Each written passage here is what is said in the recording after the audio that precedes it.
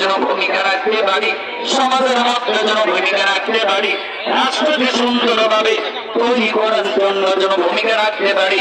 আমাদের সবাই আল্লাহ তুমি তৌফিক দিয়ে দাও। এই বিশাল ঈদের জামাত যাদের প্রচেষ্টায়, তাদের কথায়, তাদের কাজে, তাদের পরিকল্পনা, তাদের অর্থে বাস্তবায়ন হয়েছে, আল্লাহ তাআলা তাদেরকে উত্তম পুরস্কার দিয়ে দাও। আমরা যারা হাত উঠালাম, আল্লাহ অনেকের মা নাই, অনেকের বাবা নাই, অনেক বাবারা আজকে সন্তানকে নিজের মাঝে আসছে। আমি নিজেও আমার সন্তানগুলোকে নিজের মাঝে হাজির করেছি।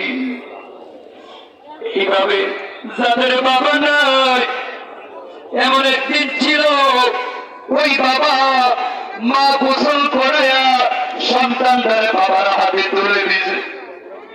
ওই বাবা তো কি ঈদের জামা পড়ায়া হাত ধরে ঈদের ময়দানে নিয়ে আসে, কিন্তু আজকে সন্তানীদের মাঝে বাবা অন্ধকার কবরের মাওলা।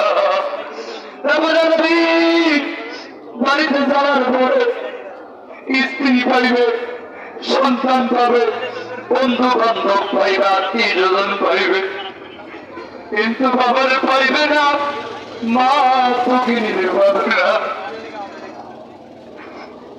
এই দৃশ্য যখন মনে মনে যাবে, সহ্য করতে পারবে, ও পেটে কান্নার ধরে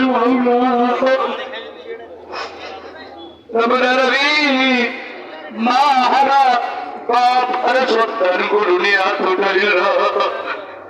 আজকের পুরস্কারের দিনে আল্লাহ তাদের ফরিয়াদ মঞ্জুর করে আব্বার মাফ করে দাও, আম্মার মাফ করে দাও, আব্বার কবরটারে জান্নাতের টুকরা বানাইয়া দাও, আম্মাদের কবরটারে জান্নাতের টুকরা বানাইয়া দাও।